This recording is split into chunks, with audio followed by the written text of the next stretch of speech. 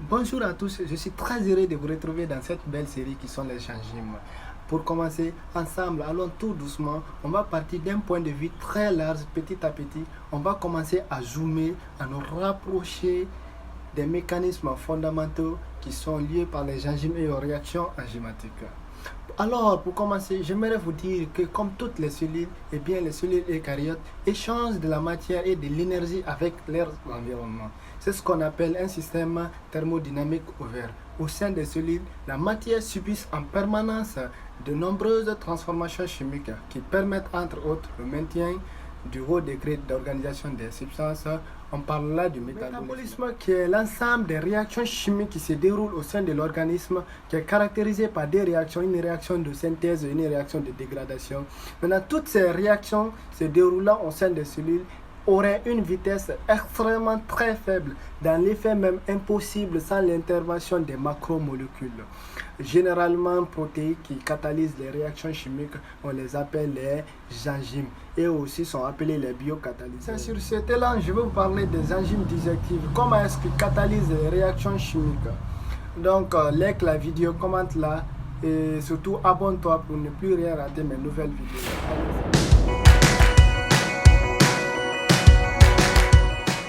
Une enzyme digestive a pour fonction de dégrader les macromolécules biologiques en libérant les petites unités moléculaires qu'on appelle les monomères, qui les constituent afin de faciliter leur assimilation par l'organisme. Ces enzymes se trouvent d'une part dans l'appareil digestif humain, dans celui des animaux ou dans les pièces des plantes carnivores où elles participent à la digestion de la nourriture et d'autre part à l'intérieur même des cellules, essentiellement dans un organe qu'on appelle les lysosomes. Elle participe au métabolisme cellulaire en permettant le recyclage des biomolécules. Il existe un grand nombre d'enzymes digestives.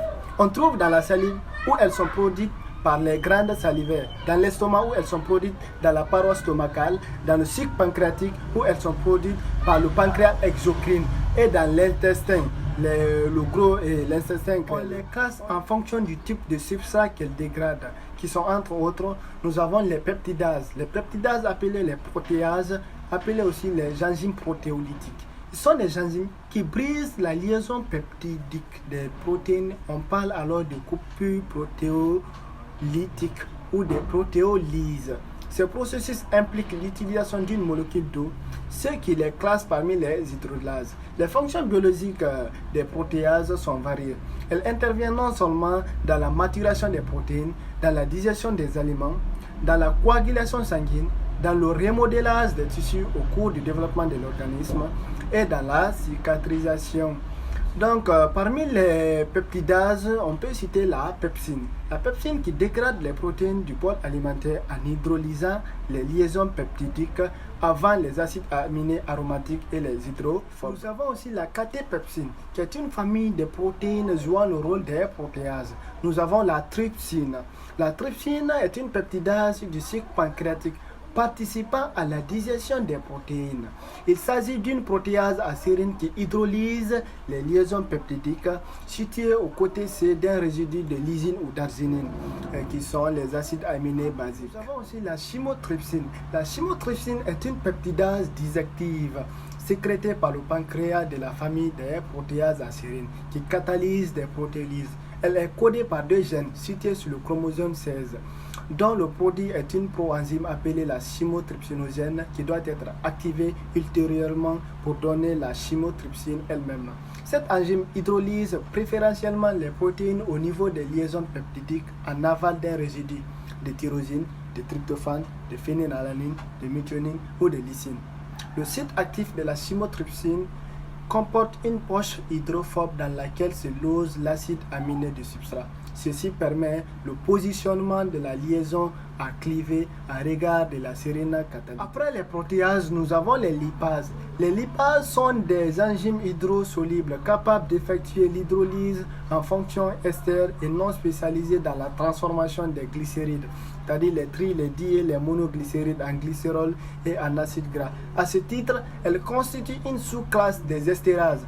R est une chaîne alkyle saturée ou non, mais elles ont, comme toutes les enzymes, des besoins très contraignants.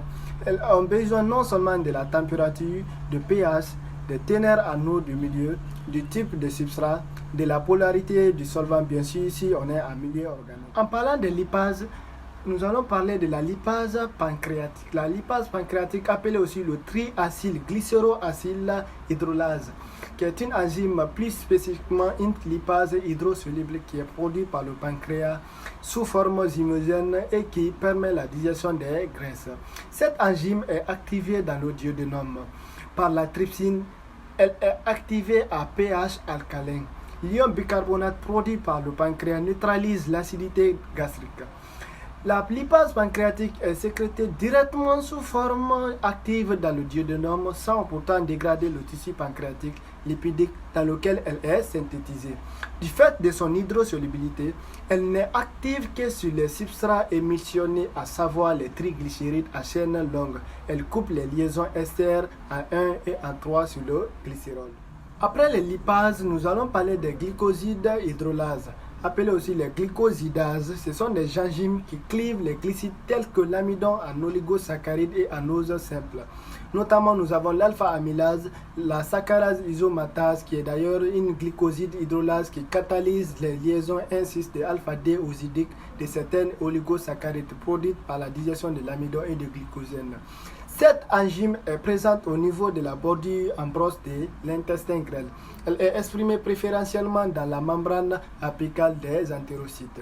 Elle a pour fonction de digérer les glucides de la ration alimentaire tels que l'amidon, le glycosène et l'isomaltose, ce qui permet leur dégradation en vue de produire de l'énergie métabolique. Après la saccharase maltase, on retrouve la maltase qui est aussi appelée le alpha-1,4 glycosidase, qui est une glycoside hydrolase, appelée aussi un disaccharidase, qui catalyse l'hydrolyse du maltose et des dextrines en glucose.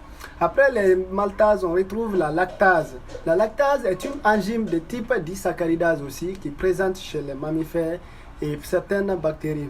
Sa fonction principale est de permettre la dissociation du lactose en glucose, en galactose, ce qui autorise la digestion du protéase, la lipase, la glycosidase. Nous attaquons la nucléase.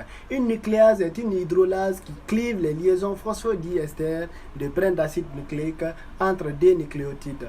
Chez l'humain, la digestion a lieu principalement dans la bouche, dans l'estomac et dans l'intestin grêle. Donc mes amis, nous arrivons au terme de cette vidéo. Si vous n'êtes pas abonné, abonnez-vous pour ne plus rien rater mes nouvelles vidéos. Donc on se retrouve la semaine prochaine, Inch'Allah. Je vous remercie.